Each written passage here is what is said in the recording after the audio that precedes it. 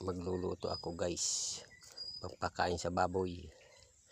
Yung papaya saka yung gabi, hahaluin ko yun pagluto ko guys. Mahugas muna ako ng kaldero.